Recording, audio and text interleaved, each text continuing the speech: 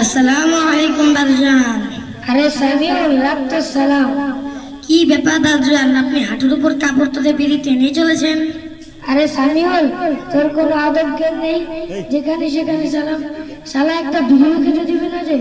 ও দাদুজান, এই যে আপনি হাঁটুর উপর কাপড় তুলে বিড়ি টেনে চলেছেন, এটা তো ফরজ তরফের গুনাহ। এই বুড়ো বয়সে কি এই গুনাহ মাফ হবে?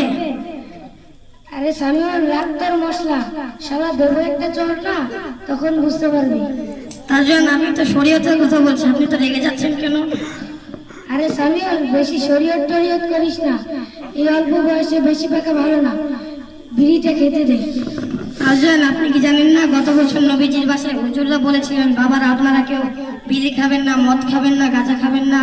আর আজকে আপনাকে দেখছি দিন রাত হাঁটুর উপর কাপড় তুলে বিড়ি টেনে চলেছেন।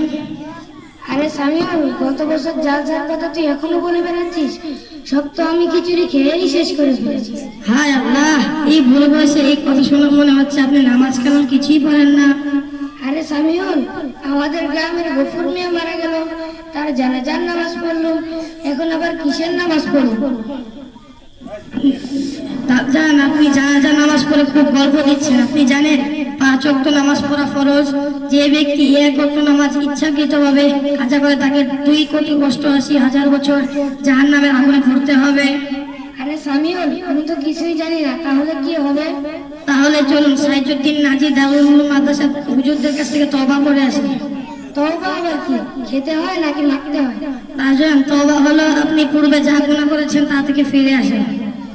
আরে সামিউল, তাহলে তুই আমাকে তওবা করিয়ে দে। তাহলে বলুন তওবা তওবা তওবা। তবলা তবলা তবলা।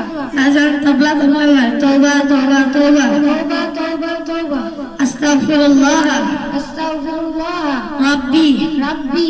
দাদুজান, রাব্বি নয়, রব্বি। রব্বি মিন কুল্লি মিন কুল্লি যামবি যামবি যামবি যামবি ওয়া আতুবু ইলাইহি ওয়া আতুবু ইলাইহি। লা হাওলা। লা হালওয়া।